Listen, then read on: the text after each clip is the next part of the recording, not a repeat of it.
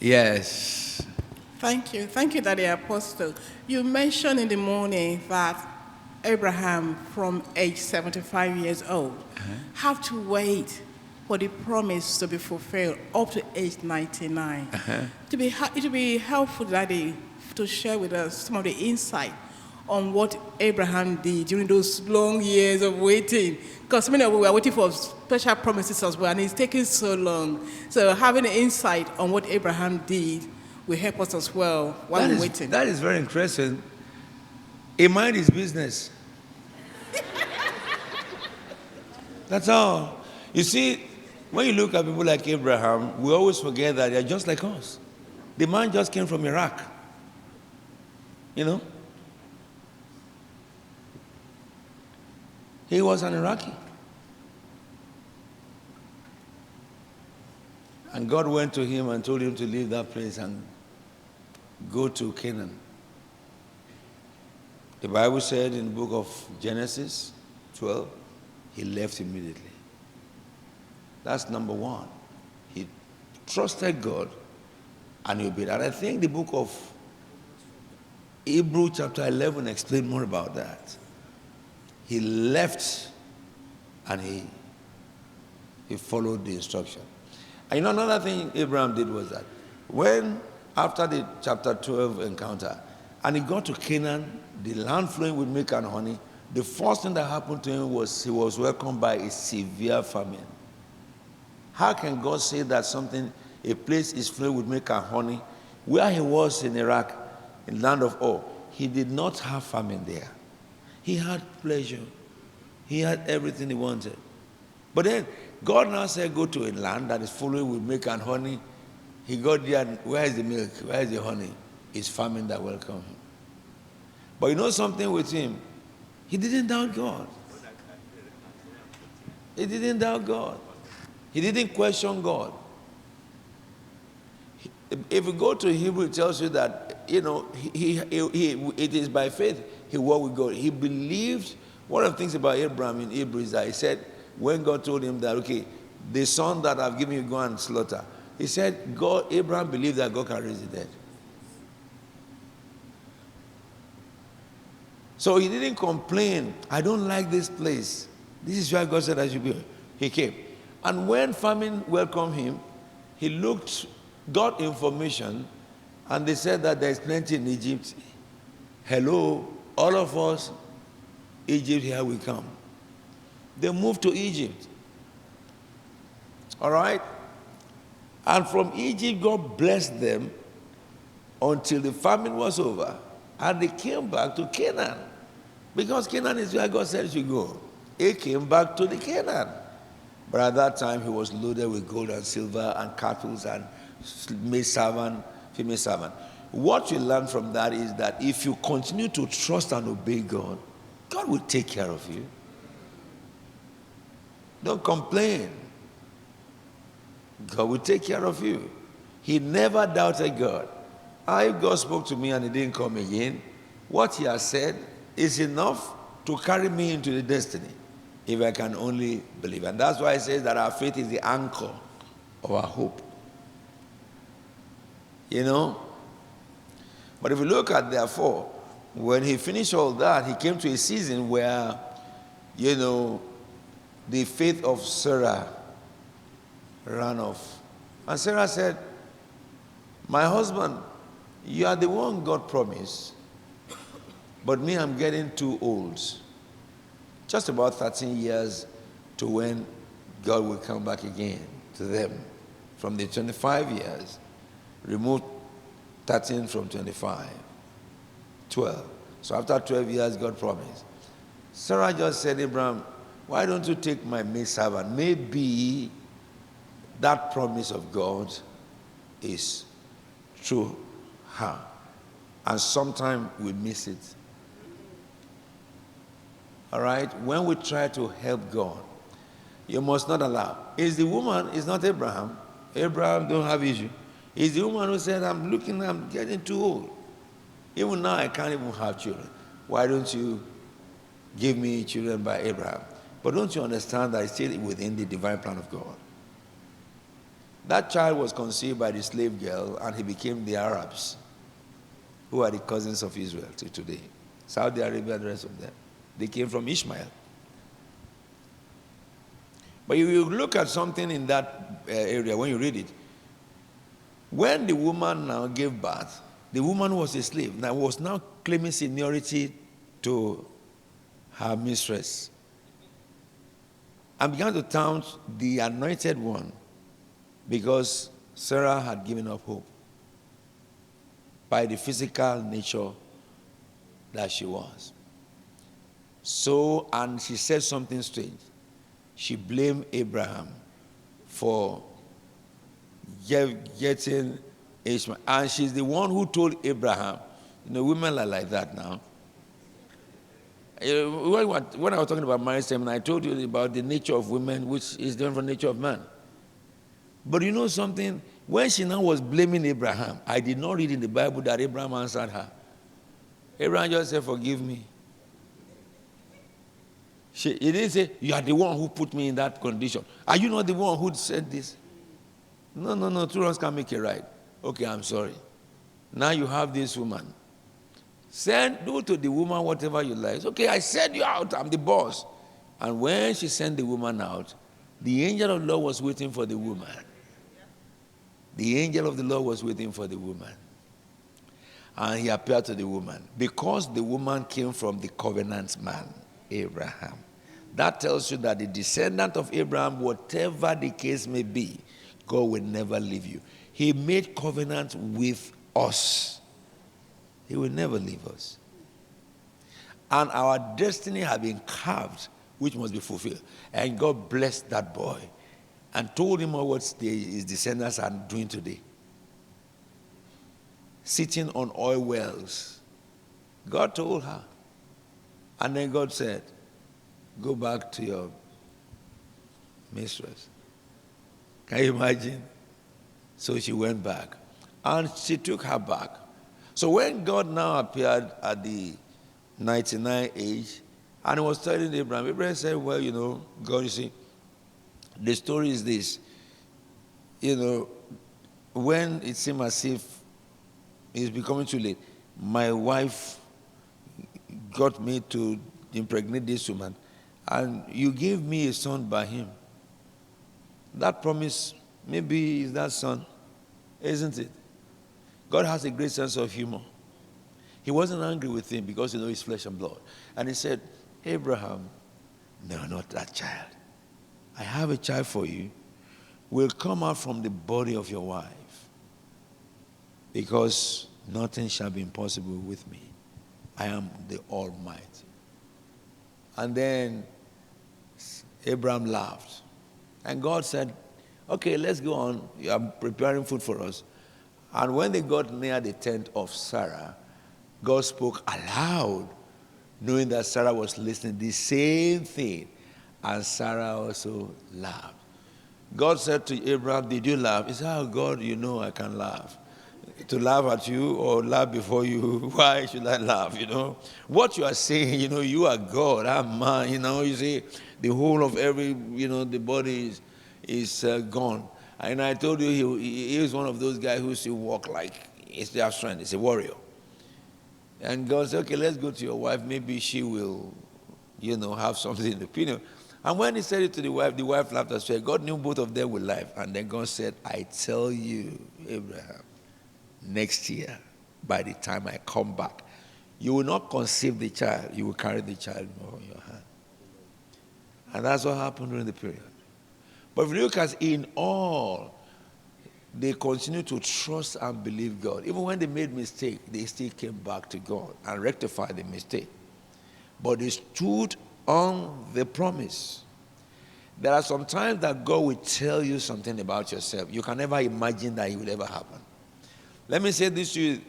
Some of you, matured people in this church that I named you, 30, 33, 34, 35, when I pronounce your destiny, you're just a baby.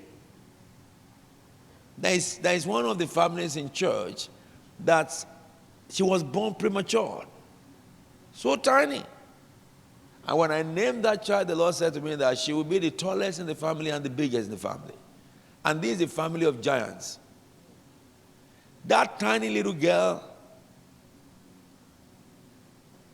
do you know that today she's taller than everybody and bigger than everybody? When I saw her recently, I said, my, oh my, prophecy is so powerful. Prophecy is pumping you up, growing you up. She's just the biggest. And so we need to understand this, that between our promise from God and delivery from God, you need trust and confidence. Even when you cannot understand it anymore, you still believe God. God said it. He will do it. But how? We don't know. And that is one of the greatest lessons you can learn from Abraham and Sarah too, between 75 and 99 years. And God cannot lie. He brought those promises to pass. Yes, God cannot lie. Any other question? Yes, Elder. Thank you, sir. My question is from Genesis chapter 12, verse Yes. 1. It says, now the Lord had said unto Abram, get thee out of thy country, and from thy kindred, and from thy father's house, unto a land that I will show thee. Abraham living with his father and Lot, his nephew, no. can we say it's an act of not fulfillment of the compliance to God's instruction? Said? I said, Abraham living with his father and his nephew, Lot.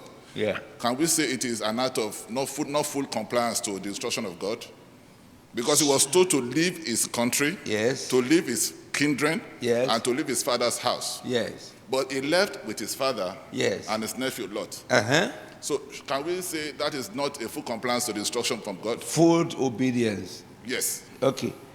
Well, let me say this. If you read before that scripture, yes, in chapter 11,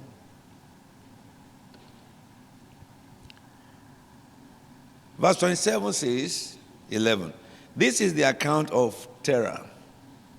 Terah became the father of Abram, Nahor, and Haran. And Haran became the father of Lot. While his father Terah was still alive, Haran died in Ur of the Chaldeans, in the land of birth, in the land of his birth. Abraham and Nahor both married. The name of Abraham's wife was Sarai, and the name of Nahor's wife was Milcah. She was daughter of Haran, the father of both Milcah and Iscah. Now Sarah was barren. She had no children. Now watch this. Terah and his son, Abram, his grandson, Lot, son of Haran, and his daughter-in-law, Sarai, the wife of his son Abraham. And together they set out from the land of Ur of Chaldean, as God had spoken to Abraham. But when they came to Haran, they settled. I want to be very careful about this. They settled there. Terah lived 205 years, and he died in Haran.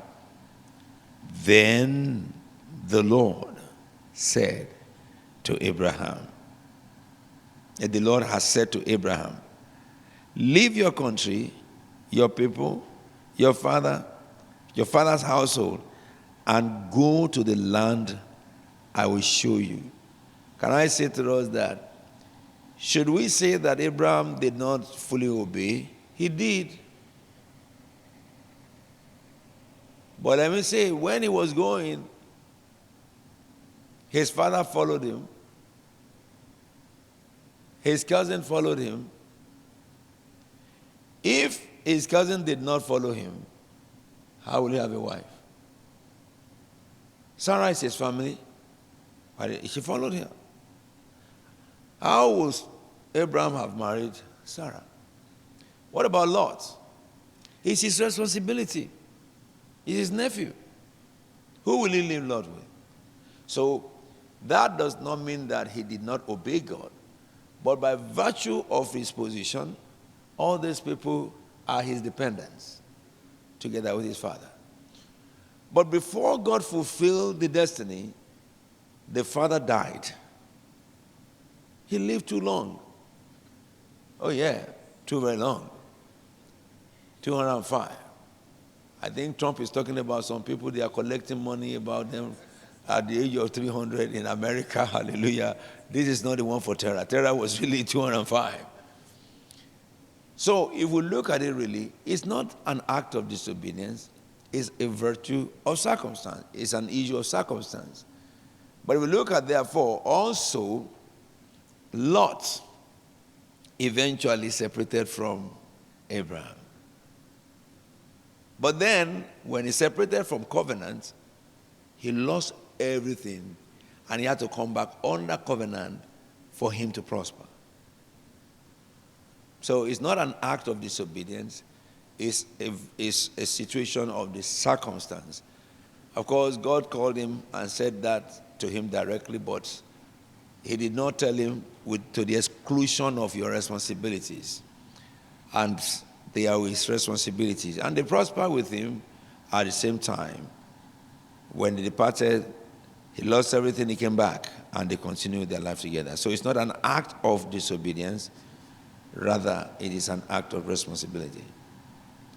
Any question, or I ask you a question? Yes, there. On? This story of Abraham establishes the principle that there's sometimes a period of time between the promise of God being made and it being manifested. Yeah. How, especially in the context of being a leader, in the context of a family, for example, how do I, as for example, having the vision and God and having the word from God, how do I then bring those in the family or in my organization along with me in that intervening period? Yeah, that's very straightforward. If we look at Abraham and Jesus Christ, what did they do? God promised Abraham the land flowing with milk and honey. All right. Between the time of promise and the time of fulfillment, one thing we recognize is Abraham was doing his normal business, living his normal life on a daily basis and worshiping God. And because he is consistent with God, because promise is for the future, promise don't take care of your livelihood now. It is what you do now that takes care of your livelihood. Your life needs to be sustained for the promised time to be fulfilled. So therefore, Bible says, whatever your hand finds to do, do it with all your heart, as unto God. The Lord appeared to me in 1984. This is how many years now? 41 years. And what he showed me, he said, go now in that encounter and start the work. And up to 41 years, the work has not started. CFT is not, this church is just not the thing he revealed to me. He revealed to me the revival of United Kingdom. Millions of people are giving their life to Christ. But before that time will come, what will I do? Move according to the Spirit directing daily. One of the things I did was that we started CFT Church by prophetic revelation. I'll talk to you about that on Sunday. CFT Church, first of all, after he appeared to me, I got to London, prayed, Lord, I'm going to worship you. We are going to New Testament Church of God. I promised them I'm bringing my wife. Everybody is waiting for me. And the Lord opened my eyes in a vision, and I saw a building, and I saw the name of the building. Take care of those guys out, please. I saw the building, and I saw the name of the building, and the Lord said, that's where you worship me. So we went there, and it was Oliver Baptist Church. So what am I doing? While we're waiting for vision today, I'm serving God. I'm moving according to what he said. We go to Olivet. The work started in Olivet. And then the Lord revealed to me, vision about Christ Apostolic Church. When the time was due, whatever happened, Olivet happened, I was thrown out. I went to Nigeria, delivered the vision. But what God promised me is still hanging over me. And then the mighty revival started in Lagos. And then after 90 days, the Lord said, go back to London. I carried my bag, went back to London. And then what will happen? CFT started. All right. We started CFT. I'm not in a haste for the revival. But if the revival will happen, which I saw, there are human beings that God used with me to fulfill it. So I continue to teach the people about the vision and continue to move them towards fulfillment of vision. Everything I do in CFT is to prepare people for the vision, for the time. And suddenly we saw that things began to happen. And we started going out for crusades in this country, crusades in that country. Manifestation was coming. God raised people. At the time I was going to ordain people, I talked to this one and said, please, I'm not matured enough. This one, I'm not matured enough. I've left them alone. Until we teach them more, then they could not reject the ordination. And then we ordained them. And we continue to build. But yet, the vision that God has given is the anchor to my soul. That's just the same. The vision will happen, but between the time of proclamation and the vision, you must daily continue to walk, preparing towards the vision. And all the vision God has given me, if you look at them, they are not something somebody can just crack their head. There was a time the Lord told me that was in 2000. He said they are going to persecute the church with law and media. And I said, can I go and study media? Because what you call me is not. I said, well, I'm going to go and study media. I went to university to study media. And then the church went to a different level. It helped the church in reaching out in growth and stuff like that. Okay, because we are paying out of our sweat to one man who was coming to record us once in a month. The money we paid him is more than my own salary.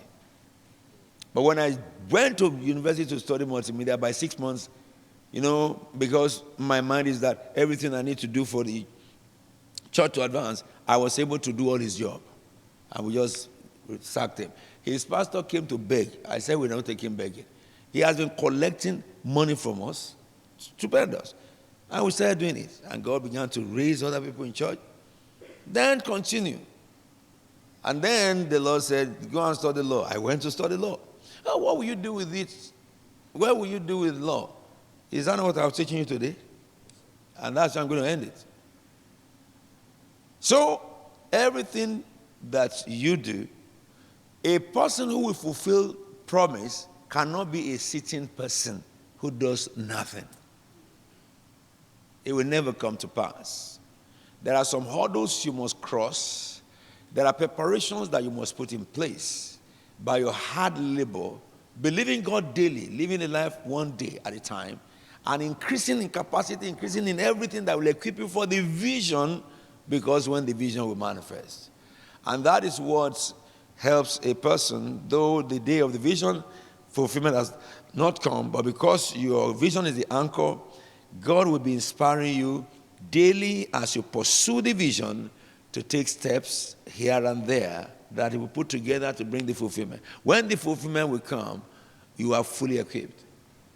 You are fully equipped. Let me tell you one of the things that, I can say this to every one of you. When I went to law, my intention is not to practice as a lawyer, because who will employ me now? However, my aim is this: when the revival happens, if the Lord sent me to House of Parliament, okay, if I meet any MP and we begin to discuss, he will recognize that this guy is not just a pastor, because I will speak law language to him. He says anything, I'll break it into law, and I'll take him to the scriptures to explain it.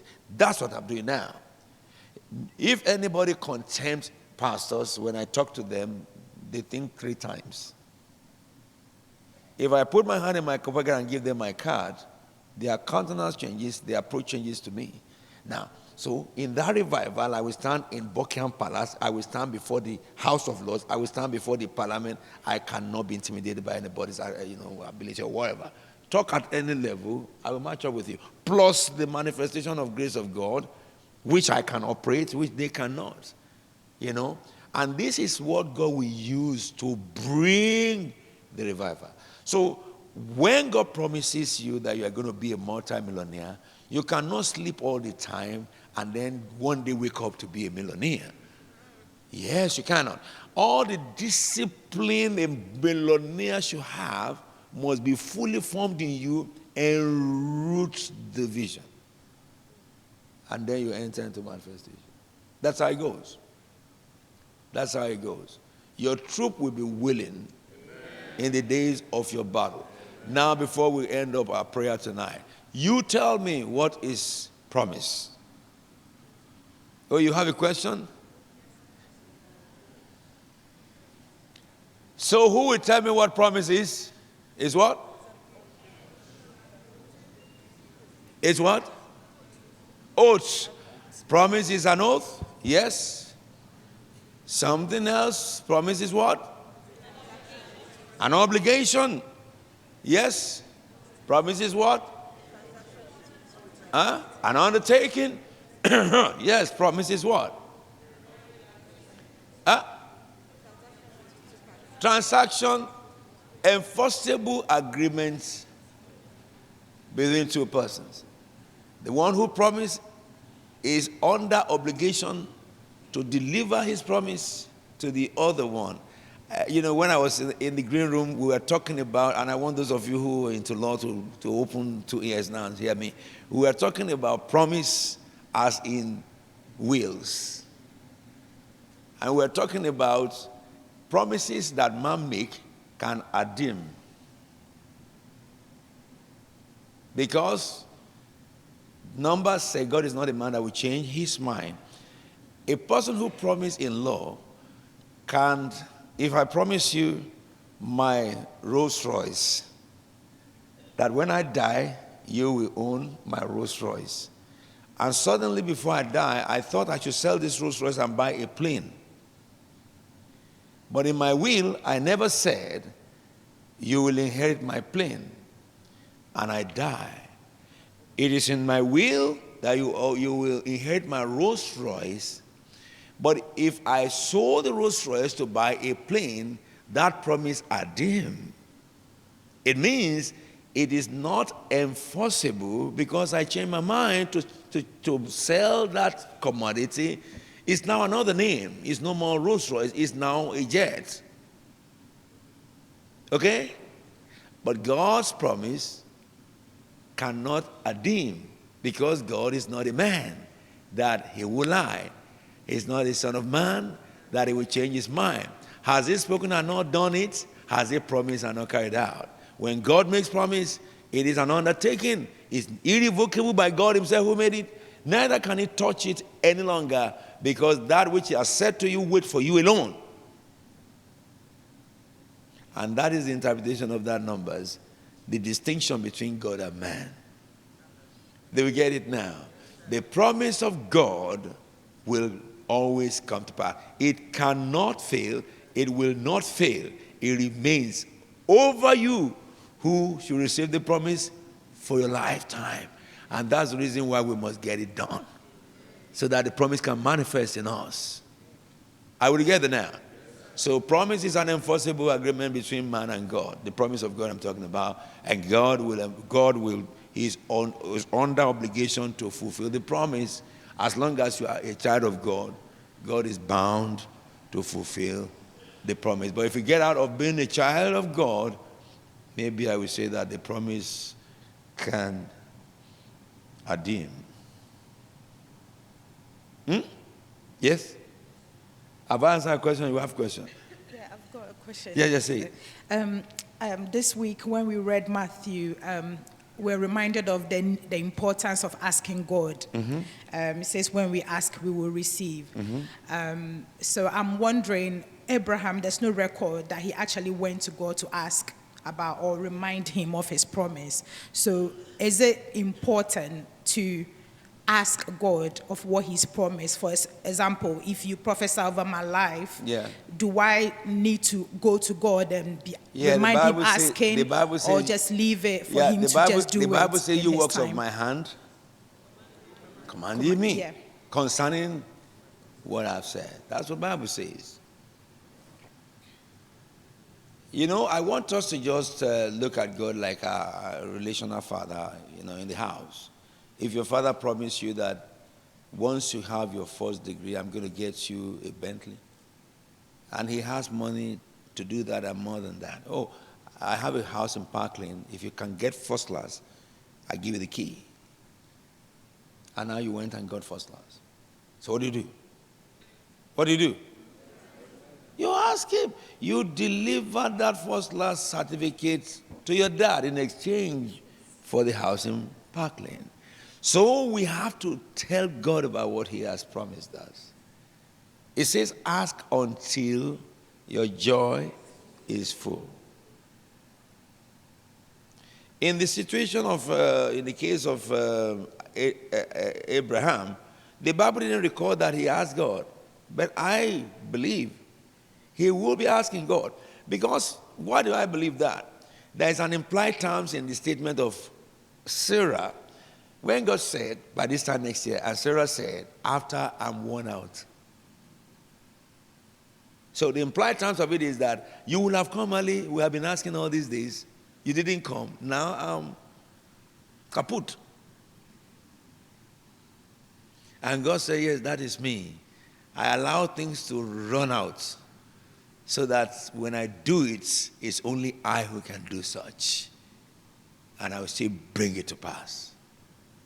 So, in promises of God, if we just relate it completely to the promise of between man and father and children, you will have clear understanding.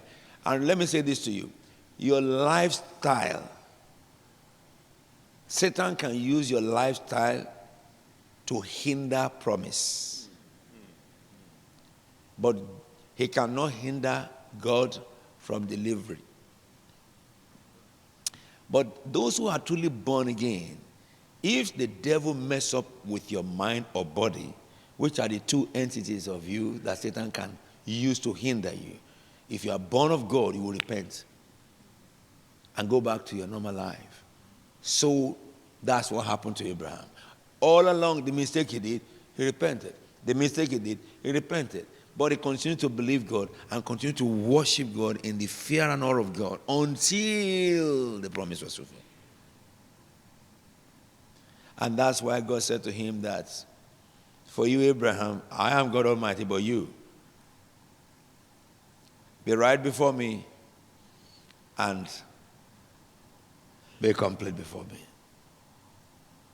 And it's so easy for you and I to serve God and also be faithful to God. Is there somebody in this house? So we'll pray our last prayer and we'll close.